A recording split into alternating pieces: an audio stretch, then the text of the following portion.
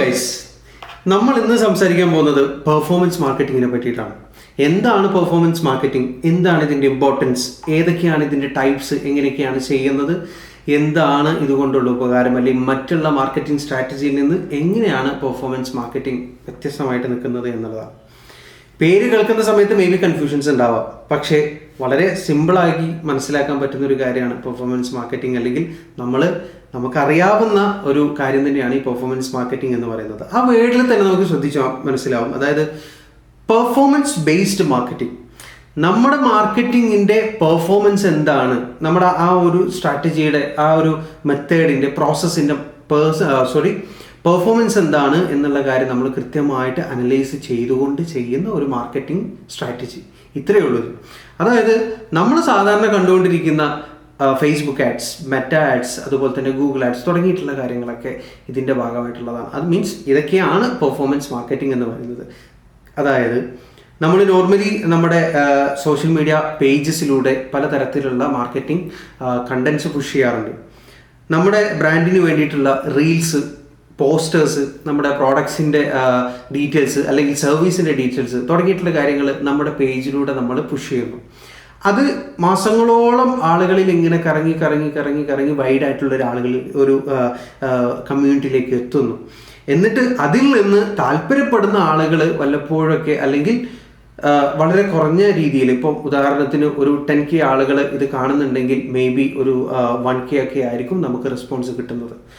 ഇത്തരത്തിൽ നമുക്കൊരു റെസ്പോൺസ് ഉണ്ടാകുന്നതിൽ നിന്ന് മാറിയിട്ട് ക്വിക്കായിട്ട് ഏറ്റവും റെലവൻ്റ് ആയിട്ടുള്ള ആളുകളിലേക്ക് നമ്മുടെ കമ്പനിയുടെ ഡീറ്റെയിൽസ് എത്തുകയും, മീൻസ് എന്താണ് നമ്മുടെ കമ്പനി, എന്താണ് നമ്മുടെ പ്രോഡക്റ്റ്, എന്താണ് നമ്മുടെ സർവീസ്, ഇത്രയും കാര്യങ്ങൾ വളരെ ഡീറ്റെയിൽ ആയിട്ട് ആളുകളിലേക്ക്, ഏറ്റവും റെലവൻ്റ് ആയിട്ടുള്ള ആളുകളിലേക്ക് ഏറ്റവും ക്വിക്കായിട്ട് എത്തുകയും അതിൽ നിന്ന് നമുക്ക് ലീഡ്സ് കിട്ടുകയും അതിൽ നിന്ന് നമുക്ക് സെയിൽസ് കിട്ടുകയും ചെയ്യുന്ന ഒരു പ്രോസസ്സ്.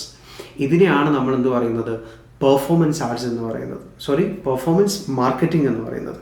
അതായത് നമ്മൾ മാർക്കറ്റിംഗ് ചെയ്യുന്ന പ്രോസസ്സ് നമ്മൾ കൃത്യമായിട്ട് അനലൈസ് ചെയ്തുകൊണ്ട് ഓരോ മൂവ്മെൻറ്റും ഓരോ റിസൾട്ടും നമ്മൾ അനലൈസ് ചെയ്തുകൊണ്ട് അതിനനുസരിച്ച് നമ്മൾ ബഡ്ജറ്റ് ക്രിയേറ്റ് ചെയ്തുകൊണ്ട് ഒരു പ്ലാൻഡ് ആയിട്ട് വളരെ ഓർഗനൈസ്ഡ് ആയിട്ട് ഏറ്റവും ഫാസ്റ്റ് ആയിട്ടുള്ള റിസൾട്ട് ഡ്രിവൺ ആയിട്ടുള്ള ഒരു മാർക്കറ്റിംഗ് സ്ട്രാറ്റജി നമ്മൾ ചെയ്യുന്നതിനെയാണ് പെർഫോമൻസ് മാർക്കറ്റിംഗ് എന്ന് പറയുന്നത്. ഇപ്പോൾ ഏകദേശം നിങ്ങൾക്കൊരു പിടുത്തം കിട്ടിയിട്ടുണ്ടാവും എന്താണ് പെർഫോമൻസ് മാർക്കറ്റിംഗ് എന്നുള്ളത്.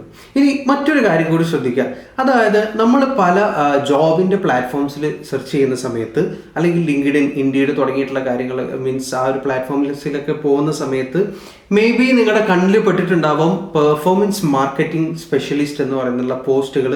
അതിന് വേണ്ടിയിട്ടുള്ള ജോബ് റിക്രൂട്ട്മെൻറ്റ്സ് നടക്കുന്നതായിട്ടുള്ള ആഡ്സ് ഒക്കെ നിങ്ങൾ കണ്ടിട്ടുണ്ടാവും. ഇത് വെച്ച് നോക്കുമ്പോൾ മുമ്പത്തെ കാലങ്ങളിൽ ഒരാളുടെ ബയോയിലൊക്കെ വരുന്നത് ഡിജിറ്റൽ മാർക്കറ്റിംഗ് സ്പെഷ്യലിസ്റ്റ് അല്ലെങ്കിൽ ഇത്തരത്തിലുള്ള, അല്ലെങ്കിൽ ഡിജിറ്റൽ മാർക്കറ്റിംഗ് സ്ട്രാറ്റജിസ്റ്റ് തുടങ്ങിയിട്ടുള്ള ടാഗ് ലൈൻസ് ഒക്കെ കാണാം.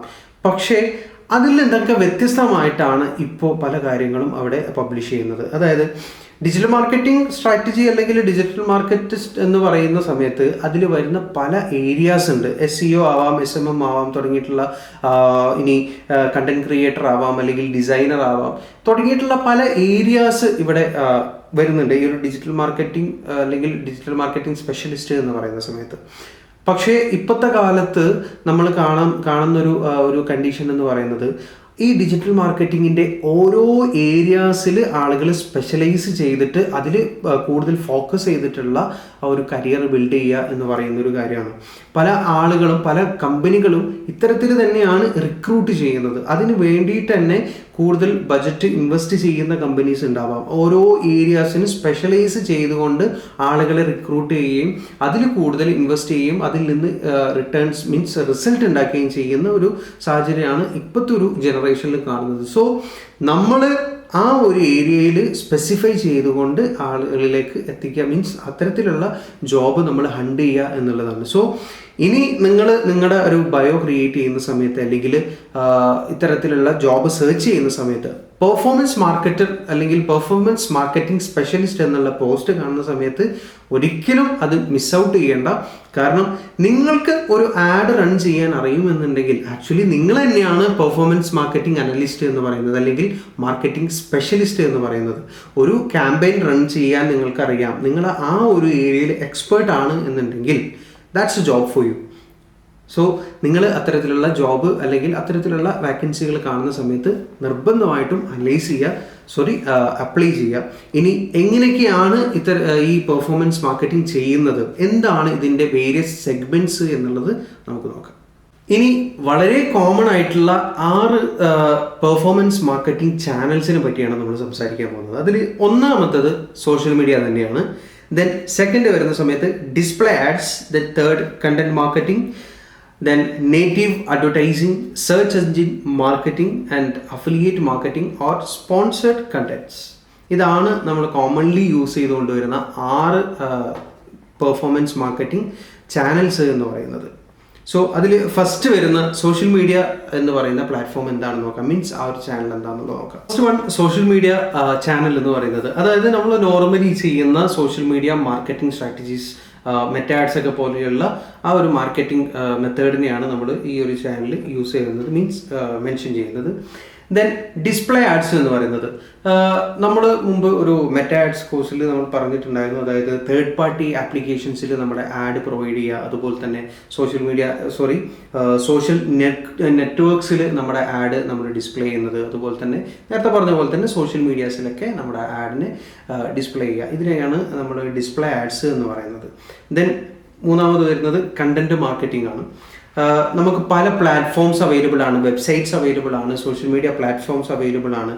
ഫേസ്ബുക്ക് ആവട്ടെ, ഇൻസ്റ്റാഗ്രാം ആവട്ടെ, ടിക്ടോക്ക് ആവട്ടെ, സ്നാപ്ചാറ്റ് ആവട്ടെ, തുടർന്ന് ഒരുപാട് പ്ലാറ്റ്ഫോംസ് നമുക്ക് അവൈലബിൾ ആണ്. സോ ഈ ഓരോന്നിലും പലതരത്തിലുള്ള അതിൻ്റേതായിട്ടുള്ള രീതിയിലുള്ള കണ്ടന്റ്സ് ആണ് നമ്മൾ പുഷ് ചെയ്യുന്നത്. സോ ഇതിനെയാണ് കണ്ടന്റ് മാർക്കറ്റിംഗ് എന്ന് പറയുന്നത്. ഓരോ പ്ലാറ്റ്ഫോമിന് ആപ്റ്റ് ആയിട്ടുള്ള രീതിയിലുള്ള കണ്ടന്റ്സ് നമ്മൾ അവിടെ ക്രിയേറ്റ് ചെയ്യുകയും അതിലൂടെ മാർക്കറ്റിംഗ് ചെയ്യുകയും ചെയ്യുന്നതാണ് കണ്ടന്റ് മാർക്കറ്റിംഗ് എന്ന് പറയുന്നത്. ദെൻ നേറ്റീവ് അഡ്വർടൈസിങ് എന്ന് പറയുന്നത്, അതായത് ചില വെബ്സൈറ്റിലൊക്കെ നമ്മൾ പെയ്ഡ് ആയിട്ടുള്ള ആഡ് പ്രൊവൈഡ് ചെയ്യുന്നു, പക്ഷേ ആ വെബ്സൈറ്റിൽ കയറുന്ന സമയത്ത് ഈ ആഡ് കാണുമ്പോൾ ഒരു പെയ്ഡ് ആഡ് ആണ് എന്നുള്ളൊരു ഫീൽ വരാത്ത രീതിയിലുള്ള ക്യാമ്പയിൻസിനാണ് നമ്മൾ നേറ്റീവ് അഡ്വർടൈസിങ് എന്ന് പറയുന്നത്. ദെൻ സെർച്ച് എഞ്ചിൻ മാർക്കറ്റിംഗ് എന്ന് പറയുന്നത്, നോർമലി നമ്മൾ ചെയ്യുന്ന SEO അതുപോലെ തന്നെ SMM തുടങ്ങിയിട്ടുള്ള കാര്യങ്ങളാണ് ഈ സെർച്ച് എഞ്ചിൻ മാർക്കറ്റിംഗ് എന്ന് പറയുന്നത്. അതായത് നമ്മുടെ സർവീസ് അതുപോലെ തന്നെ പ്രോഡക്റ്റ്, ഏതെങ്കിലും പെർട്ടിക്കുലർ സർവീസ് ആളുകൾ സെർച്ച് ചെയ്യുന്ന സമയത്ത്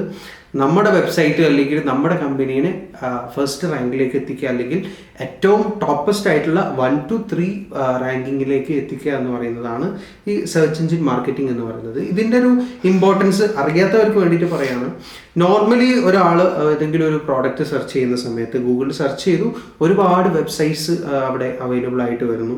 ഇതിൽ ഫസ്റ്റ് 3 വെബ്സൈറ്റ്സ് ആയിരിക്കും ഏറ്റവും കൂടുതൽ ആളുകൾ ഓപ്റ്റ് ചെയ്യുന്നത്. അതിൻ്റെ അപ്പുറത്തേക്ക് പോകാനുള്ള സാധ്യത വളരെ അപൂർവമാണ്. സോ ഈ 3 റാങ്കിങ്ങിലേക്ക് എത്തുക എന്ന് പറയുന്നത് വളരെ ഇമ്പോർട്ടൻ്റ് ആയിട്ടുള്ള കാര്യമാണ്. സോ ഇതിന് വേണ്ടിയിട്ട് പെയ്ഡായിട്ടും അല്ലെങ്കിൽ പലതരത്തിലുള്ള സ്ട്രാറ്റജീസ് യൂസ് ചെയ്തുകൊണ്ട് അതുപോലെ തന്നെ SEO ചെയ്തുകൊണ്ട് നമ്മുടെ വെബ്സൈറ്റിനെ റാങ്കിങ്ങിലേക്ക് കൊണ്ടുവരിക എന്നുള്ളതാണ് ഇതുകൊണ്ട് ഉദ്ദേശിക്കുന്നത്. ദെൻ ലാസ്റ്റ്ലി അഫിലിയേറ്റഡ് മാർക്കറ്റിംഗ് അല്ലെങ്കിൽ സ്പോൺസേർഡ് കണ്ടന്റ് എന്ന് പറയുന്നത്, മറ്റേതെങ്കിലും ഒരു പാർട്ടിയുമായിട്ട് കൊളാബറേറ്റ് ചെയ്തുകൊണ്ട് നമ്മൾ എന്ത് ചെയ്യുക, മാർക്കറ്റിംഗ് ചെയ്യുക. ഇതിപ്പോൾ ഉദാഹരണത്തിന് പറയുകയാണെന്നുണ്ടെങ്കിൽ ഇൻഫ്ലുവൻസേഴ്സിനെ വെച്ചുകൊണ്ട് നമ്മുടെ ചാനലിന് വേണ്ടിയിട്ട് അല്ലെങ്കിൽ നമ്മുടെ കമ്പനിക്ക് വേണ്ടിയിട്ട് ബ്രാൻഡിന് വേണ്ടിയിട്ടുള്ള മാർക്കറ്റിംഗ് ചെയ്യിപ്പിക്കുന്നതിനൊക്കെ ഈ ഒരു കാറ്റഗറിയിലാണ് വരുന്നത്. അവസാനമായിട്ട് എന്തിനാണ് അല്ലെങ്കിൽ എന്തുകൊണ്ട് നമ്മൾ പെർഫോമൻസ് മാർക്കറ്റിംഗ് ചൂസ് ചെയ്യണം എന്നുള്ളതാണ്. അതായത് നമ്മളൊരു ട്രഡീഷണൽ മാർക്കറ്റിങ്ങിലേക്ക് പോവാം. നമ്മൾ ഒരു ബണ്ടിൽ ഓഫ് നോട്ടീസസ് അടിച്ചിറക്കി, അല്ലെങ്കിൽ പലതരത്തിലുള്ള പോസ്റ്റേഴ്സ് പല സ്ഥലത്ത് നോട്ടീസ് ഒട്ടിച്ചു വെച്ചു, അല്ലെങ്കിൽ വലിയ ബാനേഴ്സ് വലിയ ആളുകൾ ഏറ്റവും കൂടുതൽ തിരക്കുള്ള സ്ഥലങ്ങളിലൊക്കെ കൊണ്ടുപോയിട്ട് തൂക്കി. ഇതിൽ നിന്ന് എത്ര ആളുകൾ നമ്മുടെ ആ ബാനർ കണ്ടിട്ടുണ്ട്, എത്ര ആളുകൾ അത് നോക്കിയിട്ട് നമ്മൾ വിളിച്ചിട്ടുണ്ട്, എത്ര ആളുകൾ നമ്മുടെ നോട്ടീസ് വാങ്ങിയിട്ടുണ്ട്, മീൻസ് നോട്ടീസ് കളക്ട് ചെയ്തിട്ടുണ്ട്, ഈ കാര്യങ്ങൾ നമുക്ക് ഒരിക്കലും ട്രാക്ക് ചെയ്യാൻ പറ്റില്ല. എത്രയാണ് നമ്മൾ ചിലവഴിച്ചിട്ടുള്ള എമൗണ്ട് എന്നുള്ളത് മാത്രം നമുക്കറിയാൻ പറ്റും, അല്ലേ? പക്ഷേ പെർഫോമൻസ് മാർക്കറ്റിങ്ങിലേക്ക് വരുന്ന സമയത്ത് നമ്മൾ എത്രയാണ് ഇതിൽ ഇൻവെസ്റ്റ് ചെയ്തിട്ടുള്ളത്, എങ്ങനെയൊക്കെയാണ് നമ്മുടെ ആഡ് പോയിട്ടുള്ളത്, എത്ര ആളുകൾ അത് കണ്ടിട്ടുണ്ട്, എത്ര ആളുകൾ അതിന് റെസ്പോണ്ട് ചെയ്തിട്ടുണ്ട്, എത്ര ലീഡ്സ് നമുക്ക് കിട്ടുന്നുണ്ട്, എങ്ങനെയൊക്കെയാണ് നമ്മുടെ ഈ ബജറ്റ് വർക്കാവുന്നത്, എങ്ങനെയൊക്കെയാണ് ഏതൊക്കെ കാര്യത്തിനാണ് നമ്മുടെ ഈ ബജറ്റ് വർക്കാവുന്നത് തുടങ്ങിയിട്ടുള്ള കാര്യങ്ങൾ കൃത്യമായിട്ടുള്ള ഒരു എന്താ പറയുക അനാലിസിസ് അല്ലെങ്കിൽ അതിൻ്റെ ഒരു സ്റ്റാറ്റിസ്റ്റിക്സ് നമുക്ക് അവൈലബിൾ ആവും. ഇത് ചെയ്യുന്ന ഒരു എക്സ്പേർട്ടിനെ കൊണ്ട് നമുക്ക് ഈ വേണ്ട രീതിയിലുള്ള എല്ലാ ഡീറ്റെയിൽസും കളക്ട് ചെയ്യാനും അതിനനുസരിച്ചിട്ടുള്ള പ്ലാനിങ് നടത്താനും നമുക്ക് പറ്റുമെന്നുള്ളതാണ്. ഇതിൽ സ്മോൾ സ്കെയിലിൽ വർക്ക് ചെയ്യുന്ന അല്ലെങ്കിൽ പുതിയതായിട്ട് തുടങ്ങിയിട്ടുള്ള കമ്പനികൾക്കും സ്മോൾ സ്കെയിലിൽ വർക്ക് ചെയ്യുന്ന ആളുകൾക്കും ഏറ്റവും കൂടുതൽ പ്രയോജനപ്പെടുന്ന ഒരു കാര്യമാണ്. നിങ്ങൾ ശ്രദ്ധിക്കുക, അതായത് നിങ്ങൾക്ക് ചെറിയൊരു ബജറ്റായിരിക്കും ഉണ്ടാകുക, പക്ഷേ അത് വെച്ചിട്ട് നിങ്ങൾക്ക് കൃത്യമായിട്ടുള്ള ഒരു ക്യാമ്പയിൻ റൺ ചെയ്യാനും അതിൽ നിന്ന് ഏറ്റവും റെലവൻ്റ് ആയിട്ടുള്ള ആളുകളിലേക്ക് എത്തിക്കാനും അതിൽ നിന്ന് ഒരു കൺഫേംഡ് ആയിട്ടുള്ള റിസൾട്ട് അല്ലെങ്കിൽ ലീഡ് ക്രിയേറ്റ് ചെയ്തെടുക്കാനൊക്കെ ഏറ്റവും ഉപകാരപ്പെടുന്നതാണ് ഈ പെർഫോമൻസ് മാർക്കറ്റിംഗ് എന്ന് പറയുന്നത്. അതായത് നമ്മുടെ മാർക്കറ്റിങ്ങിൽ നമുക്ക് കൺട്രോൾ ഉണ്ട്, അതുപോലെ തന്നെ നമ്മുടെ ബജറ്റിൽ നമുക്ക് കൺട്രോൾ ഉണ്ട്. അതായത് ഈ ഒരു എമൗണ്ട് നമ്മൾ ഇൻവെസ്റ്റ് ചെയ്യുന്ന സമയത്ത് കംപ്ലീറ്റ് അതിൽ പോയി എന്ന് നമുക്ക് പറയാൻ പറ്റില്ല.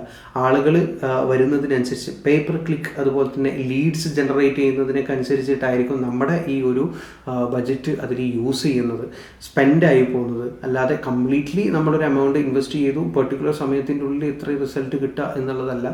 കറക്റ്റ് നമുക്ക് ലീഡ്സ് കിട്ടുന്നതിനനുസരിച്ച് ആളുകൾ നമ്മുടെ പോസ്റ്ററിൽ അല്ലെങ്കിൽ നമ്മുടെ കണ്ടന്റിൽ ക്ലിക്ക് ചെയ്യുന്ന സമയത്തൊക്കെയാണ് നമ്മുടെ എമൗണ്ട് സ്പെൻഡായി പോകുന്നത് എന്നുള്ളതാണ് നമുക്ക് ഏറ്റവും കൂടുതൽ മെറിറ്റായിട്ട് പറയാൻ പറ്റുന്ന ഒരു കാര്യം. സോ നിങ്ങൾ പെർഫോമൻസ് മാർക്കറ്റിങ്ങിൽ തന്നെ തുടരുക, അല്ലെങ്കിൽ അതിൽ നിങ്ങൾ ചൂസ് ചെയ്യുക എന്നുള്ളത് തന്നെയാണ് നമുക്ക് സജസ്റ്റ് ചെയ്യാനുള്ളത്. കാരണം ഏറ്റവും കൂടുതൽ റിസൾട്ട് ഡ്രിവൺ ആയിട്ടുള്ള, ഏറ്റവും ഫാസ്റ്റസ്റ്റ് റിസൾട്ട് ഡ്രിവൺ ആയിട്ടുള്ള ഒരു ഓപ്ഷൻ എന്ന് പറയുന്നത് ഡിജിറ്റൽ മാർക്കറ്റിങ്ങിൽ പെർഫോമൻസ് മാർക്കറ്റിംഗ് തന്നെയാണ്. ഒരു ഓർഗാനിക് മാർക്കറ്റിംഗ് നമ്മൾ ഫോളോ ചെയ്യുന്ന സമയത്ത് അതിനൊരുപാട് കാലം കാത്തിരിക്കേണ്ടി വരും. ആ ഒരുപാട് കാലം കാത്തിരിക്കുന്നതിനനുസരിച്ചിട്ടുള്ള റിസൾട്ട് നമുക്കുണ്ടോ എന്നുള്ളത് നമുക്ക് ഒരിക്കലും പറയാൻ പറ്റില്ല. നേരെ മറിച്ച് പെർഫോമൻസ് മാർക്കറ്റിലേക്ക് വരുന്ന സമയത്ത് വീണ്ടും പറയുകയാണ്, നമുക്ക് കൃത്യമായിട്ട് ട്രാക്ക് ചെയ്യാൻ പറ്റും നമ്മുടെ കമ്പനിയുടെ ആഡ് എവിടേക്ക് പോകുന്നുണ്ട്, എത്ര ആളുകളിലേക്ക് എത്തുന്നുണ്ട്, എത്രത്തോളം ലീഡ്സ് കിട്ടുന്നുണ്ട്, എത്രത്തോളം കൺവേർഷൻസ് നടക്കുന്നുണ്ട് എന്നുള്ളത്. എത്രത്തോളം ഇമ്പോർട്ടൻസ് അതിനുള്ളത് കൊണ്ടാണ്, അല്ലെങ്കിൽ മെറിറ്റ്സ് അതിനുള്ളത് കൊണ്ടാണ് നമ്മൾ എല്ലാ സ്കെയിലിലുള്ള ബിസിനസ്സിനോടും, സ്മോൾ സ്കെയിൽ ആയിക്കോട്ടെ ലാർജ് സ്കെയിൽ ആയിക്കോട്ടെ, ഏറ്റവും കൂടുതൽ ആപ്റ്റ് ആയിട്ടുള്ളത് അല്ലെങ്കിൽ നമ്മൾ സജസ്റ്റ് ചെയ്യുന്നത് പെർഫോമൻസ് മാർക്കറ്റിങ്ങിന് ചൂസ് ചെയ്യാൻ തന്നെയാണ്. ഇനി ഇതിൽ എന്തെങ്കിലും കൂടുതൽ സംശയങ്ങളുണ്ട് എന്നുണ്ടെങ്കിൽ നിങ്ങൾക്ക് കമൻറ്റ് ചെയ്യാം, ഇൻസ്റ്റാഗ്രാമിൽ നമ്മളെ കോൺടാക്ട് ചെയ്യാം. Thank you.